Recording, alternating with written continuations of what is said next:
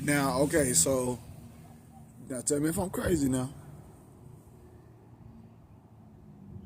So 1 plus 1 equals 2, which I already said that doesn't really make sense to me because now if you're just giving random names to give identity to something that you don't know what else to call it, you can call it 1, 2, 3, 4, 5. But if you're saying that 2 is what it's supposed to represent, then now you're giving this value a value of 2, yet it is still 1, right? This thing is 1. This group is 1, right? This entity or whatever, let's put it in reality now. Now that's on a piece of paper with numbers. Now that's supposed to represent reality, and so we can understand for sure what we're looking at, how we're measuring, what we're. So check this out, right? You can even take binary code and break it down and pretty much explain a lot of anything that you can express with words, or you can break it down to binary code and explain it as well, right? Okay, so check this out. Not even that deep. Just take two real things that you know of, any two things that exist and that can be put together. Like, let's say for instance you have we're going to go with the smallest things I could think of, like molecules, right? You have a water molecule.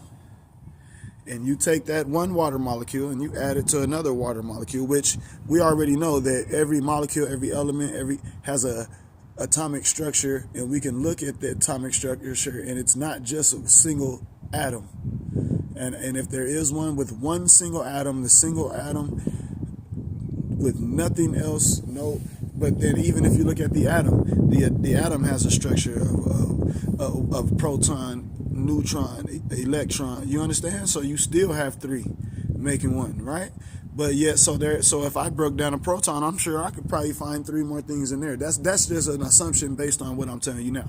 But check this out. Let's go a little bit bigger now. I'm not trying to get into like quantum stuff. Haven't really done a whole lot of research into that, but I'm starting to get interested. Water molecule. Take one water molecule plus another water molecule. First of all, what's the bond and the attraction that causes these things to come together? That thing is a force, and that thing is alive, and that thing has some type of effect, right? So check this out. But these two water molecules, once they come together, it just makes one greater water molecule. You understand? So 1 plus 1, it couldn't equal 2 in that situation. In fact, it would be 2 plus. See, that's strange. You understand? 2 times 1 equals 2. No, 2. See, that's strange. So think about it.